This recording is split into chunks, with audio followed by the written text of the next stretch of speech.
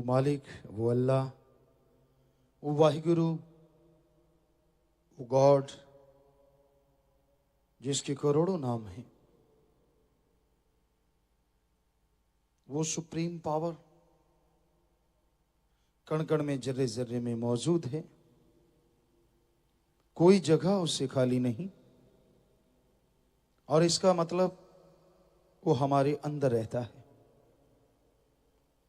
हिंदू धर्म में, वेद शास्त्रों में, पवित्र ग्रंथों में आया प्रभु कण कण में रहता है।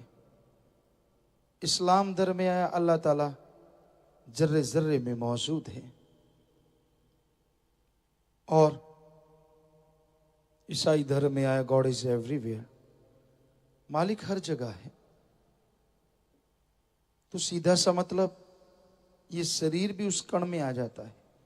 अगर वो छोटे से छोटे कण में ईश्वर रहता है, अणु कहें या परमाणु कहें या उससे भी छोटे कण खोज लिए गए, तो उसमें भी मालिक है। तो शरीर तो बहुत बड़ा है, इसका मतलब इसमें मालिक है। तो उसे पाने के लिए जंगलों, पहाड़ों, उजाड़ों में जाने की जरूरत नहीं।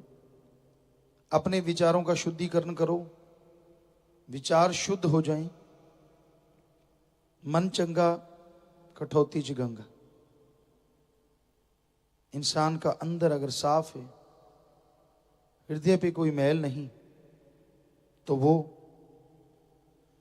घर परिवार में रह के मालिक को पा सकता है। जितने भी संत, पीर, पैगंबर हुए, घर परिवार में रहते ही उन्होंने मालिक को पा लिया। दोनों तरह के रहे, घर पर त्यागने वाले और घर परिवार में रहते हुए। तो इसका मतलब मालिक को घर परिवार में रहते भी पाया जा सकता है। पर बात है इंसान वचनों पे सही रहे, अपने विचारों को शुद्ध करें, ईश्वर का नाम जपे और परमार्थी कार्य करे। जितने भले काम करेगा, जितने अच्छे नेक काम करेगा, उतना ही मालिक के नजदीक होता चला जाएगा।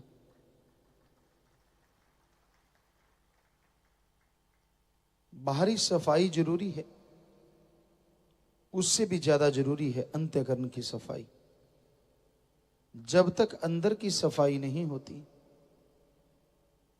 तो आप आत्मिक शांति हासिल नहीं कर सकते, आत्म बल नहीं बढ़ेगा। और अगर आपके अंदर आत्म बल नहीं है, सहने की शक्ति खत्म हो जाएगी। कोई भी बात आपको सही नहीं लगेगी तो उसके लिए आप भड़क जाएंगे। अपनी माँ, बेटी, बहन, जो भी सामने आया कुछ भी बोलते जाएंगे। बाद में चाहे माफी मांगते फिरें, क्षमा मांगते फिरें, लेकिन कहते हैं जुबान से निकली बात और उसका जख्म कभी मिटा नहीं करता। तीर तलवार के जख्म तो मिट जाते हैं, लेकिन जुबान का जो जख्म है वो कभी भरता नहीं। इसलिए कभी किसी को कड़वा ना बोलो, बुरा ना बोलो, वरना बार बार शर्मिंदगी उठानी पड़ेगी। तो जितना हो सके मीठा बोलो, बोलने से पहले तोलो। आप जो कहने जा रहे हैं क्या असर होगा उसका, जरा सा ये भी सोच लें, फिर बोलें। जो इंसान फकीरों की बताई बातों पे यकीन कर लेते हैं, तो जीते जी दुनिया में भी उनका नाम रोशन होता है और मरणोपरांत आवागमन में नहीं जाते। फकीर as a guide, as a teacher, as a lecturer लोगों को गाइड करते हैं कि भाई ये है मेथड, ये है युक्ति, ये है रास्ता, इस पे अगर चलोगे तो मंजिले मकसूद पे जरूर पहुंचोगे। बाकी मर्जी आपकी। वैसे तो हम गाइड लेते हैं, नए शहर में जाएं, बड़ा शहर हो, महानगर, कहीं घूमना हो, कहीं नई जगह जाना हो, तो वहां का लोकल गाइड लेना पड़ता है। विदेशों में जाओ, वहां घूमना है तो वहां के गाइड होते हैं और वो लेने पड़ते हैं।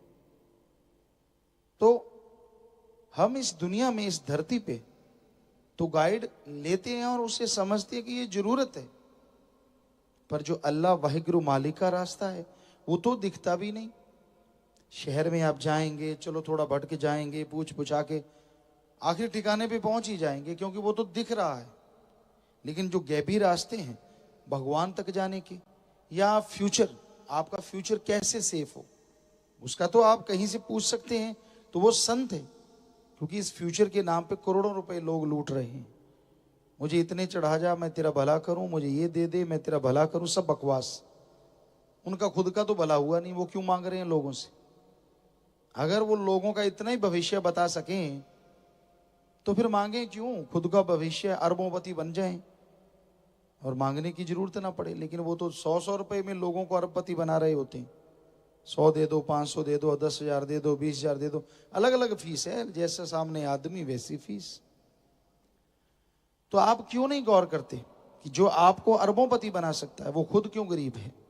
अगर उसको इतना ही भविष्य बकता है, भविष्य ज्ञाता है, तो वो खुद का भविष्य सही कर ले और खुद अरबोंपति बन जाए। तो ये पाखंड है, ये ढोंग है, ये ढकोसले हैं। हमारे धर्म क्या कहते हैं? किर्त कमाई, हिम्मत करे अगर इंसान तो सहायता करे भगवान। हिम्मते मर्दा मद दे खुदा, सीधी सी थ्योरी है।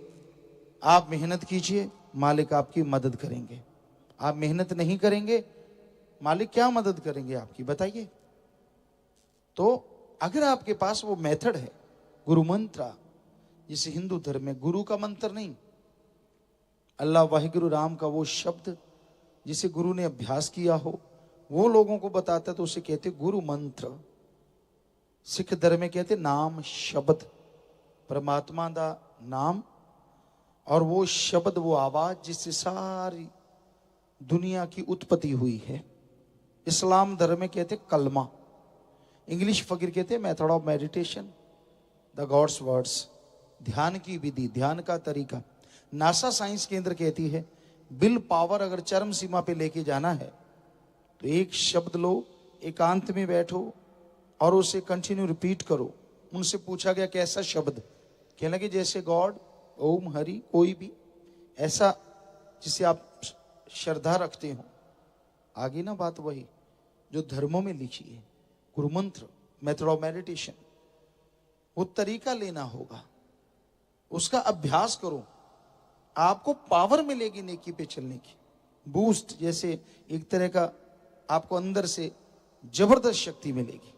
अगर आपके पास वो मेथड नहीं है तो आप कभी भी डोल सकते हैं, कभी भी गुमराह हो सकते हैं, आपका मन आपको भरमा सकता है।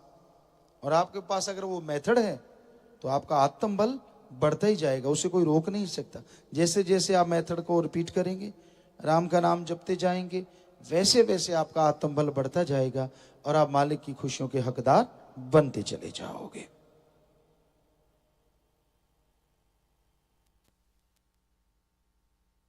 आज साध संगत निम्नलिखित पर्ण करना चाहती है, कभी नेगेटिव नहीं सोचेंगे, नेगेटिव विचार आने पे सुमन करेंगे। कोशिश यही कि ना सोचो, पर अगर सोच आ गई तो 5 मिनट सिमरण करेंगे, वो जो आपको बोला हुआ है वो उसी समय खत्म हो जाएगा। जो पर्ण करने आए हाथ खड़ा कर लीजिए। तो आप भंडारे के दिनों में जो पर्ण कर रहे हैं, घरों में बेहद खुशियां हैं, मालिक दया में रहमत से नवाजे, 10 गुना बढ़ के खुशियां मालिक आपके घरों में भेजे। जोर से नारा लगा के हाथ नीचे कर लीजिए, आशीर्वाद जी, आशीर्वाद। धन सतगुरु तेरा ही आशा सभी साध संगत जी से निवेदन है कि मेरा चैनल जरूर सब्सक्राइब करें जी। धन धन सतगुरु तेरा ही आसरा।